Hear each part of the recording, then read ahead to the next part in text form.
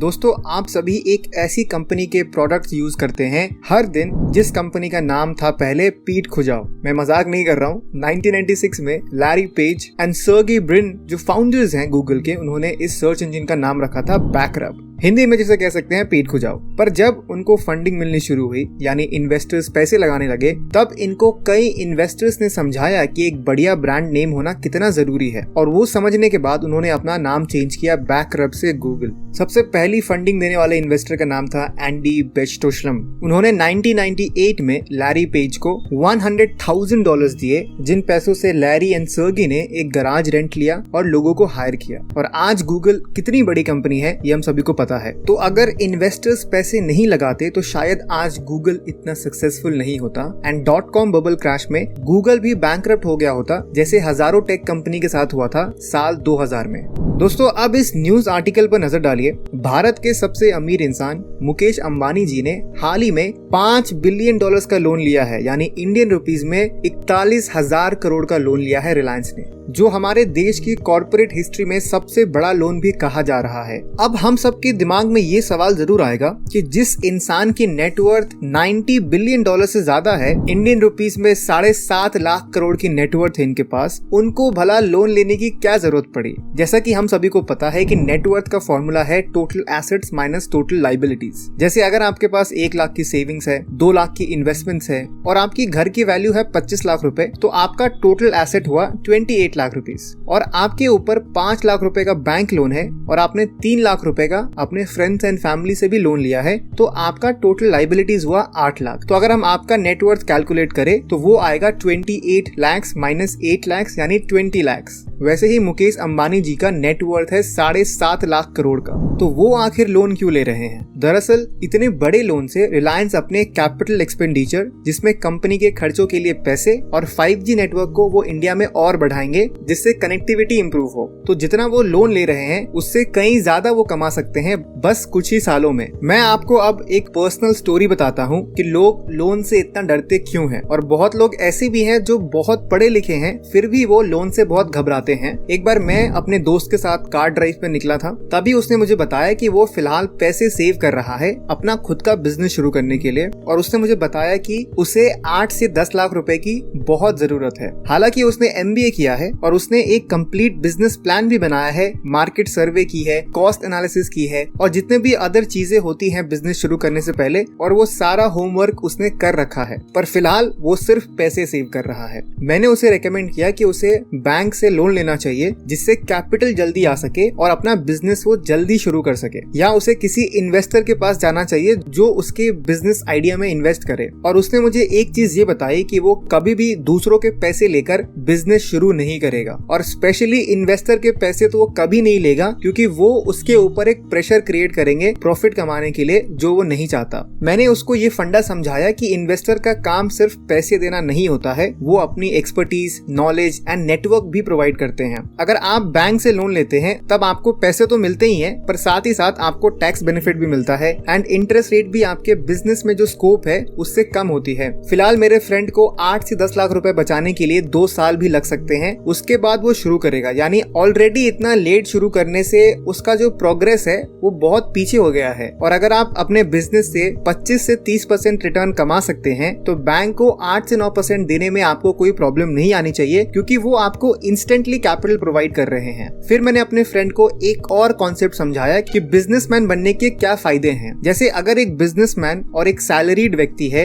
दोनों ने एक आईफोन लिया है 1 लाख रुपए का, तो बिजनेसमैन को 18% का GST रिटर्न्स मिलता है, यानी उसको वो फोन पड़ा करीब 82,000 रुपीज का, पर वही उस सैलरीड व्यक्ति को पूरे 1 लाख रुपए देने पड़ेंगे। जैसे मुकेश अंबानी जी अपने कंपनी रिलायंस इंडस्ट्रीज से 15 करोड़ का सैलरी लेते हैं साल का, पर फाइनेंशियल ईयर 2023 में इनके कंपनी का नेट प्रॉफिट था 66,000 करोड़। तो मुकेश अंबानी जी सारे खर्चे अपने कंपनी के नाम से करवाते हैं, इससे भी उनको टैक्स बेनिफिट मिलता है। बिजनेसमैन के पास हमेशा एक से ज्यादा इनकम स्ट्रीम होती है, जैसे उनका एक बिजनेस होता है, साथ ही साथ वो स्टॉक्स में भी इन्वेस्ट करते हैं या प्रॉपर्टीज में इन्वेस्ट करते हैं या उन्होंने गोल्ड में इन्वेस्ट कर रखा होता है। इस सारे इन्वेस्टमेंट से एक बिजनेसमैन की वेल्थ हमेशा बढ़ती रहती है। वैसे ही एक सैलरीड व्यक्ति के पास बहुत कम अपॉर्चुनिटीज होती हैं इनकम बढ़ाने की, क्योंकि उसके पास टाइम ही नहीं है। यहाँ सबसे बड़ी डिफरेंस है थिंकिंग पैटर्न में, जो अमीर व्यक्ति में बहुत डिफरेंट होती है कंपेयर टू सैलरीड व्यक्ति में। जैसे मिडिल क्लास में लोग फिक्स डिपॉजिट में बहुत इन्वेस्ट करते हैं, क्योंकि मिडिल क्लास लोगों में कुछ फेवरेट वर्ड्स हैं उनके, जो मैं आपको बताता हूँ। आप कमेंट में मुझे जरूर बताइएगा कि मैं ठीक कह रहा हूँ या गलत। पहला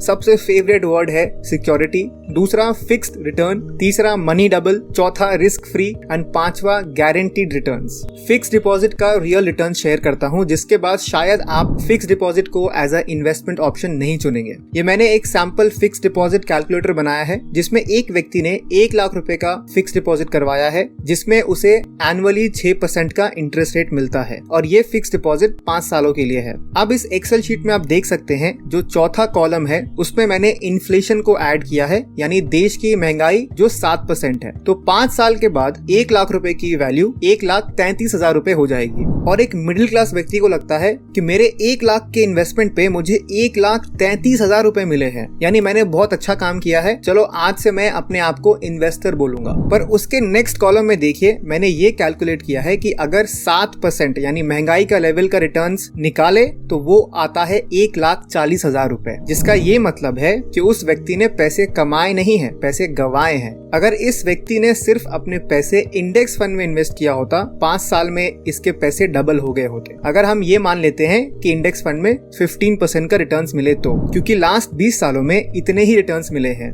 जैसा कि आप देख सकते हैं कि टोटल इन्वेस्टमेंट है 1 लाख, रेट ऑफ इंटरेस्ट है 15%, टाइम पीरियड है 5 साल का, तो टोटल वैल्यू बनेगा 5 साल के बाद 2,08,000 रुपए। उस व्यक्ति ने इंडेक्स फंड में क्यों नहीं इन्वेस्ट किया? क्योंकि इंडेक्स फंड में मिडिल क्लास व्यक्ति के फेवरेट वर्ड्स नहीं जुड़े हुए होते हैं, पर फिक्स्ड डिपॉजिट में वो सारे वर्ड्स जुड़े हुए होते हैं। लोन लेना एक सही स्ट्रैटेजी हो सकती है। इस कॉन्सेप्ट को प्रैक्टिकली सीखने के लिए आपको good debt and bad debt के बीच में अंतर समझना होगा, जो हम आगे बात करेंगे। पर उससे पहले एक छोटा सा अनाउंसमेंट है आप सभी लॉयल व्यूअर्स के लिए। मैं बहुत ही जल्दी अपना कोर्स लॉन्च करने जा रहा हूँ, जिसका नाम है complete stock market mastery course. ये कोर्स उन सभी के लिए है जिनको स्टॉक मार्केट इन्वेस्टिंग से अपना वेल्थ क्रिएट करना सीखना है। इस कोर्स को मैंने ऐसे डिजाइन किया है कि आप बहुत ही कम टाइम पर ज्यादा से ज्यादा प्रैक्टिकल नॉलेज गेन कर सको। मैंने सारी अननेसेसरी एंड यूजलेस टॉपिक्स को अवॉइड किया है और सारे लेक्चर्स को टू द पॉइंट रखा है, जिससे आप पूरा कोर्स जल्दी कंप्लीट कर सकें और तुरंत इन्वेस्टमेंट करना शुरू कर सकें। इस कोर्स को बनाने के 2 कारण है। Number 1, structured content. मैंने इस कोर्स के टॉपिक को बिल्कुल स्ट्रक्चर्ड रखा है, जिससे आप स्टेप बाय स्टेप सीखेंगे। आप एक बिगिनर लेवल से एडवांस लेवल तक पहुंच सकते हैं इस कोर्स को पूरा करने के बाद। Number 2, affordability. मैंने इस कोर्स को इतना अफोर्डेबल बनाया है जिससे कि एक स्टूडेंट भी आराम से इस कोर्स में इनरोल हो सकता है बिना अपना पॉकेट खाली किए। और मेरा एक इंटरनल गोल इस कोर्स के साथ ये है कि मैं आपको 100 टाइम्स ज्यादा वैल्यू प्रोवाइड करूं जितना आप पे कर रहे हो। क्योंकि कोर्स लॉन्च हो रही है 25 अक्टूबर 2023 को, तो अभी एक अर्ली बर्ड डिस्काउंट अवेलेबल है जो बहुत ही जल्दी क्लोज हो जाएगा। अगर आपको इस डिस्काउंट को यूज करना है तो तुरंत ही अपने आप को इनरोल कीजिए मेरे कोर्स में। ज्यादा डिटेल्स के लिए आप bookpillow.in के वेबसाइट पर जा सकते हैं या डिस्क्रिप्शन एंड कमेंट सेक्शन में दिए गए लिंक को चेक कर सकते हैं। तो चलिए अब वीडियो पे आते हैं।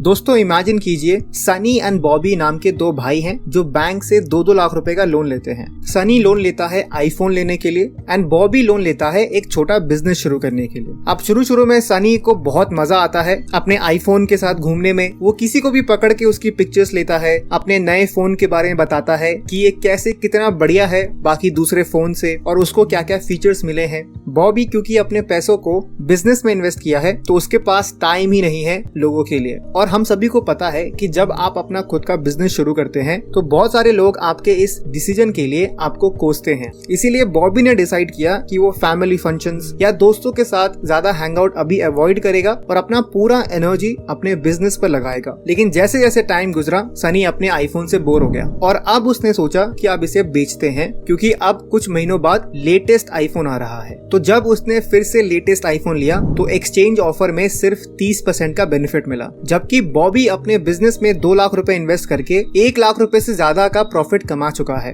एक तरफ जहां सनी को लोन की EMI अपनी जेब से भरनी पड़ रही है, वही बॉबी अपने बिजनेस के प्रॉफिट से आराम से EMI भर रहा है। दोस्तों, आपको यहाँ ये समझना है कि बॉबी ने जो लोन लिया है उसे गुड डेट कहते हैं, यानी आपके जेब से पैसे निकल नहीं रहे हैं बल्कि आपकी वेल्थ इंक्रीज हो रही है, आप पैसे कमा रहे हैं। जबकि बैड डेब्ट एक लाइबिलिटी होती है जो हमेशा हमारी जेब पर भारी पड़ती है, जैसा कि सनी ने किया। तो सेम प्रोडक्ट किसी के लिए गुड डेट हो सकती है तो किसी के लिए बैड डेट। रॉबर्ट कियोसाकी की लिखी book rich dad's cash flow quadrant में भी इसका जिक्र किया गया है। जैसे जब आप एक घर खरीदते हैं लोन पर जिसमें आप रहने वाले हो, तो ये एक बैड डेट है क्योंकि यहाँ से कोई पैसे नहीं आ रहे हैं। वैसे ही सेम घर अगर आप रेंट पर लगाने के लिए लोन पर खरीदते हैं तो ये एक गुड डेट होता है। अगर आप लोन पर एक्सपेंसिव कार लेते हैं जिसे आप ड्राइव करने वाले हो, ये एक बैड डेट है। वही एक्सपेंसिव कार अगर आप रेंट पर देते हैं जिसका इस्तेमाल सेलिब्रिटीज को पिकअप करना एयरपोर्ट से या शादियों में दूल्हे के लिए रेंट पर देना, इससे पैसे आ रहे हैं, तो ये गुड डेट हुआ और ये आपका एसेट भी हुआ।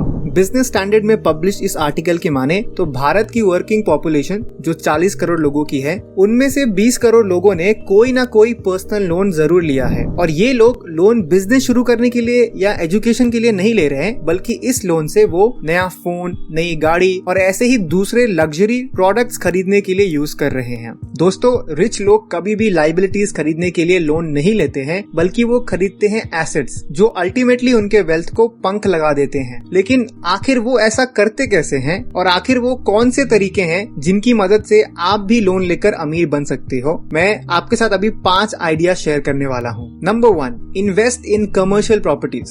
लोन लेकर कमर्शियल प्रॉपर्टीज खरीदना बहुत बढ़िया ऑप्शन है अपना एक एडिशनल इनकम स्ट्रीम शुरू करने के लिए। जहाँ पे मैं रहता हूँ कोलकाता में, वहाँ से कुछ ही किलोमीटर दूरी पर एक जगह है न्यू टाउन नाम का। जो लोग कोलकाता से है उनको पता है कि आज से 15-20 साल पहले वहाँ कोई आना भी नहीं चाहता था। इन्वेस्टमेंट तो बहुत दूर की बात है और इसी कारण वहाँ का प्रॉपर्टी के रेट्स बहुत ही सस्ते थे। पर आज की बात करें यानी 2023 में ये one of the most developed places है पूरे इंडिया में। अगर आप कभी कोलकाता आते हैं तो जरूर न्यू टाउन विजिट कीजिए, वहाँ पे क्या डेवलपमेंट्स हुए हैं आपको पता लग जाएगा। मेरा एक फ्रेंड है जिसके फादर ने जब न्यू टाउन में डेवलपमेंट होने की बात ही चल रही थी, तभी उन्होंने 2 करोड़ रुपए इन्वेस्ट किया था मल्टीपल कमर्शियल प्रॉपर्टीज में। और आज 2023 में उन कमर्शियल प्रॉपर्टीज की वैल्यू है 40 करोड़ रुपए, यानी 15 साल में on an average in properties का CAGR रहा है 21% का। ये तो प्रॉपर्टी की वैल्यूएशन ग्रोथ हुई, पर कमर्शियल प्रॉपर्टी का प्राइमरी रीजन होता है इन्वेस्ट करने का, वो है रेंट लेना। और कमर्शियल प्रॉपर्टी का जो रेंटल यील्ड है वो 7 से 9% के बीच होता है, जहाँ पर शॉपिंग मॉल का रेंटल यील्ड ज्यादा होता है यानी 9 से 11%, और वही वेयर हाउस में ये थोड़ा कम होता है यानी 5 से 7%। तो मेरे फ्रेंड ने मुझे ये नहीं बताया कि उनके फादर को रेंट कितना मिल रहा है। तो चलिए, हम सभी यहाँ फाइनेंस में इंटरेस्टेड हैं तो कैलकुलेट करते हैं। जिनको रेंटल यील्ड के बारे में नहीं पता तो बहुत ही सिंपल कॉन्सेप्ट है। ये वैल्यू ये बताता है कि प्रॉपर्टी की वैल्यूएशन पर साल में कितना रेंट मिलता है परसेंटेज में। तो प्रॉपर्टी की वैल्यू हुई 40 करोड़, रेंटल यील्ड है 8% का, तो ईयरली रेंट निकालने का फॉर्मूला है annual rent equals property value multiplied by rental yield. तो 40 crore into 0.08 equals to 3.2 crore. अब मंथली रेंट निकालने के लिए 3.2 करोड़ को 12 से डिवाइड करते हैं तो अप्रोक्सीमेटली मेरे फ्रेंड के फादर को रेंट मिल रहा है 26 लाख रुपए का। तो मेरे फ्रेंड के फादर ने जो 15 साल पहले जितना पे किया था उन कमर्शियल प्रॉपर्टीज के लिए, अब वो उतना 7-8 महीने में कमा लेते हैं बिना कुछ किए। तो एक मिडिल क्लास सोच रखने वाला व्यक्ति नौकरी मिलते ही या थोड़ा सक्सेस मिलते ही वो सबसे पहले एक घर खरीदते हैं लोन पर, जो कि एक लाइबिलिटी है। घर खरीदने से सोशली अच्छा महसूस होता है, पर नंबर्स में ये एक बैड इन्वेस्टमेंट है अगर आप अपने करियर के बहुत शुरुआत में है। तो वही कमर्शियल प्रॉपर्टीज में इन्वेस्ट करने से आपको नंबर 1 हायर रेंटल यील्ड मिलता है, नंबर 2 लॉन्गर लीज टर्म्स भी मिलता है, यानी जो कंपनी या जो व्यक्ति आपके प्रॉपर्टी को रेंट पे लिया है वो यूजुअली काफी लंबे समय के लिए रेंट पर लेते हैं, तो आपको एक स्टेबल एंड प्रिडिक्टेबल इनकम आती है। और तीसरा, आपको टैक्स बेनिफिट भी मिलता है, एंड चौथा, वैल्यू एप्रिसिएशन भी बहुत होता है, क्योंकि पूरे दुनिया में जो प्रॉपर्टी है उसको आप बढ़ा नहीं सकते, जितना जमीन अवेलेबल है उतना ही रहने वाला है। तो आपके लिए घर खरीदने का प्लान आपको पोस्टपोन करना चाहिए। सबसे पहले एक कमर्शियल प्रॉपर्टी खरीदिए और ऐसी जगह पर खरीदिए जहां डेवलपमेंट होना शुरू हुआ हो या प्लानिंग में हो। अगर आपको रिस्क बहुत कम लेना है तो आप एक डेवलप्ड जगह पे भी कमर्शियल प्रॉपर्टी खरीद सकते हैं, पर उसकी कॉस्ट बहुत हाई होगी।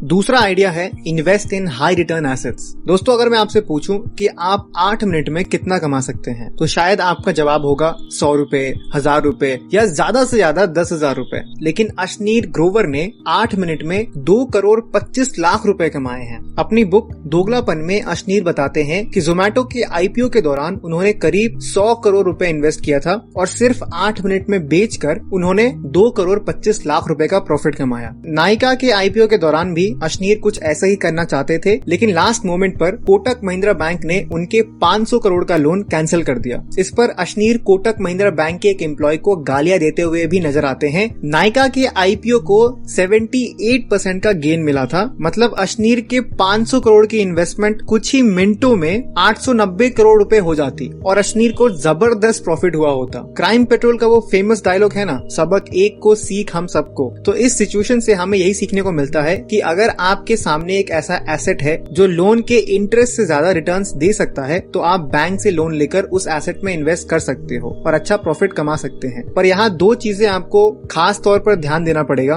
पहली सीख हमें जॉर्ज क्लैंसन की लिखी book the richest man in Babylon से मिलती है, जहाँ ये बताया गया है कि आपको कभी भी ऐसी जगह इन्वेस्ट नहीं करना चाहिए जिसकी आपको नॉलेज ना हो। और दूसरा लेसन ये है कि हमेशा अपनी रिस्क टेकिंग एबिलिटी को एनालाइज करके ही चलना है आपको। दुनिया की कोई भी ऐसी इन्वेस्टमेंट नहीं है जहाँ पे आपको अच्छे रिटर्न्स मिले और उसमें रिस्क भी ना हो। पर क्या आप अच्छे रिटर्न्स के लिए उतने रिस्क ले भी सकते हैं, ये आपको देखना पड़ेगा। मेरा एक फ्रेंड है स्कूल का, वो होलसेल का काम करता है और हमेशा कोई भी सीजन आने से 3-4 महीने पहले ही वो उसके रिलेटेड प्रोडक्ट्स को बल्क में कम दाम में खरीदता है। जैसे अगर रेनी सीजन आने वाला है तो वो रेन कोट, छतरी, बूट्स जैसे चीजें खरीदता है, और अभी दिवाली आने वाला है तो उसकी भी वो प्लानिंग पहले से कर रहा है। और जब सीजन आता है तो 30 से 40% का प्रॉफिट मार्जिन रखकर दूसरे रिटेलर को बेचता है। तो इसी रिस्की इन्वेस्टमेंट से वो काफी अच्छे पैसे कमा रहा है और अपने बिजनेस को भी वो और बड़ा कर रहा है। आइडिया नंबर 3 है स्टार्ट अ न्यू बिजनेस, यानी लोन लेकर आप बिजनेस शुरू कीजिए। चलिए एक छोटा सा गेम खेलते हैं। आपको एक ब्रांड को गेस करना है जो आई एम 100% श्योर आप वो गेस कर लोगे। पहला हिंट इस ब्रांड का ये है कि इस ब्रांड को हेमा, रेखा, जया और सुषमा को बहुत पसंद आता है। चलिए 5 सेकंड का पॉज करते हैं। अभी भी गेस नहीं कर पाए? चलो मैं गा ही देता हूँ। तुम हुस्न परी, तुम जाने जहाँ, तुम सबसे हंसी, तुम सबसे जवां, सौंदर्य साबुन निरमा, सौंदर्य साबुन निरमा। जी हाँ, मैं निरमा की बात कर रहा हूँ। मुझे पूरी उम्मीद है कि आप आधे बहरे हो गए होंगे मेरी सिंगिंग से। पर करण भाई पटेल जो फाउंडर है निरमा के, उन्होंने सिर्फ 15,000 रुपए का लोन लिया था और अपने आंगन के पीछे उन्होंने निरमा डिटर्जेंट बनाया और आज इनकी नेटवर्थ करीब 30,000 करोड़ रुपए है। जितनी भी बड़ी बड़ी कंपनीज है उन सब ने स्टार्टिंग में लोन लिया था बिजनेस शुरू करने के लिए। कहने का मतलब ये है कि अगर आपके पास ऐसा बिजनेस आइडिया है जो आपके लोन के इंटरेस्ट से ज्यादा ग्रोथ दे सकता है, तो आप अपने नए बिजनेस शुरू करने के लिए लोन ले सकते हैं और उन पैसों को अपने बिजनेस में इन्वेस्ट करके अच्छा प्रॉफिट भी कमा सकते हैं। आइडिया नंबर 4 है एक्सपैंड योर एग्जिस्टिंग बिजनेस। अब दोस्तों, जरूरी नहीं है कि आप नए बिजनेस आइडिया शुरू करने के लिए ही लोन लो। अगर आपको अपने एग्जिस्टिंग बिजनेस में ग्रोथ की अपॉर्चुनिटी नजर आती है तो आप लोन लेकर एक्सपोनेंशियल ग्रोथ की ओर अपना कदम बढ़ा सकते हैं। 2023 की पहली यूनिकॉर्न बनने वाली कंपनी जेप्टो ने 1600 करोड़ की फंडिंग रेज की है 11,000 करोड़ की वैल्यूएशन पर। जेप्टो एक 10 मिनट्स डिलीवरी ऐप है जिसमें डेली यूज के सामान ऑर्डर किए जाते हैं। 2021 में ये कंपनी फाउंड किया गया था 2 स्टैनफोर्ड यूनिवर्सिटी ड्रॉप आउट के द्वारा, जिनका नाम है आदित्य पलीचा एंड केवल्वा वोरा के द्वारा। इनके अंडर अभी 200 से ज्यादा डार्क स्टोर्स हैं। डार्क स्टोर्स ऐसी दुकानें होती हैं जहां पर सारे डेली प्रोडक्ट्स अवेलेबल हैं, पर यहाँ पे पब्लिक नहीं खरीद सकती। इंस्टेंट डिलीवरी बिजनेस को एक हाई कैश बर्निंग बिजनेस माना जाता है क्योंकि यहाँ पे पैसे बहुत खर्च होते हैं और प्रॉफिट मार्जिन भी बहुत कम होता है। पर स्टेपस्टोन ग्रुप ने $200 मिलियन दिए हैं जेप्टो को। इन पैसों से जेप्टो के फाउंडर्स का प्लान ये है वो 40% और डार्क स्टोर्स को बढ़ाएंगे एंड कंपनी को भी प्रॉफिटेबल बनाएंगे नेक्स्ट 12 से 15 महीनों में, और साथ ही साथ अपने डार्क स्टोर्स की प्रॉफिटेबिलिटी पे भी वो काम करेंगे जिससे कम टाइम में वो प्रॉफिटेबल हो सके। इकोनॉमिक्स में हम इसे फाइनेंशियल लेवरेजिंग कहते हैं, जहां हम उधार लिए पैसों की मदद से अपनी वेल्थ इंक्रीज करते हैं। यहाँ तक कि गवर्नमेंट भी फाइनेंशियल लेवरेजिंग का सहारा लेती है जब वो IMF एंड वर्ल्ड बैंक जैसी ऑर्गेनाइजेशन से लोन लेती है और देश के विकास की योजनाओं में लगाते हैं। आइडिया नंबर 5 है इन्वेस्ट इन योर स्किल्स। दोस्तों, क्या आपको पता है कि दुनिया की सबसे हाई रिटर्न वाली इन्वेस्टमेंट कौन सी होती है? ये इन्वेस्टमेंट है नॉलेज और स्किल्स में। अगर आप अपने लिए पहला लोन लेना चाहते हैं तो मैं आपको सजेस्ट करूंगा कि आप एजुकेशन लोन ले। अगर आप किसी अच्छे एजुकेशनल इंस्टीट्यूट से डिग्री करना चाहते हैं या कोई हाई वैल्यू स्किल सीखना चाहते हैं तो इसके लिए आपको एजुकेशन लोन जरूर लेना चाहिए, क्योंकि ऐसा करके आप अपनी वैल्यू बहुत बढ़ा सकते हैं और फ्यूचर में एक हाई पेइंग जॉब हासिल कर सकते हैं। चलिए इसे एक एग्जांपल से समझते हैं। इमेजिन करिए कि आप एक कॉल सेंटर में काम करते हैं और आपकी मंथली सैलरी है 10,000 रुपए। आपको कोडिंग में बहुत ज्यादा इंटरेस्ट है, लेकिन इसका कोर्स करने के लिए आपको 1 लाख रुपए लगेंगे, जो आपके पास अभी फिलहाल नहीं है। ऐसे में अगर आप एक एजुकेशन लोन लेते हैं और उसकी मदद से आप कोडिंग का कोर्स करते हैं तो बहुत हाई पॉसिबिलिटी है कि आपको किसी अच्छी कंपनी में जॉब लग जाएगी। जो पहले आपकी सैलरी 10,000 रुपए थी तो वो 30 से 50,000 तक पहुंच जाएगी। तो कभी भी अपने स्किल्स को इम्प्रूव करने के लिए पैसे को खर्च करना और लोन लेने से पीछे मत हटिए, क्योंकि ये लाइफ टाइम के लिए आपकी वैल्यू को इंक्रीज कर देता है। दोस्तों, मुझे पूरी उम्मीद है आप समझ ही चुके होंगे कि अमीर लोग लोन लेकर कैसे और अमीर बनते जा रहे हैं और मिडिल क्लास लोग लोन लेकर भी लायबिलिटीज खरीदते हैं और डेट ट्रैप में फंस जाते हैं। अब आप मुझे कमेंट में जरूर बताइए कि आज के बाद आप कौन सा लोन लेने वाले हो, गुड डेट या बैड डेट, और आप इसका यूज कैसे करने वाले हो। वीडियो पसंद आया तो इस वीडियो को लाइक करिए और शेयर जरूर करिए, और ऐसे ही interesting and powerful finance videos के लिए हमारे चैनल को सब्सक्राइब भी कर सकते हैं आप। अगर आपको स्टॉक मार्केट इन्वेस्टिंग सीखना है तो आप मेरे कोर्स में भी एनरोल कर सकते हैं। डिस्क्रिप्शन एंड कमेंट सेक्शन में इसका लिंक दिया हुआ है। तो मैं मिलूंगा आपसे नेक्स्ट वीडियो में। तब तक के लिए कीप रीडिंग, कीप ग्रोइंग।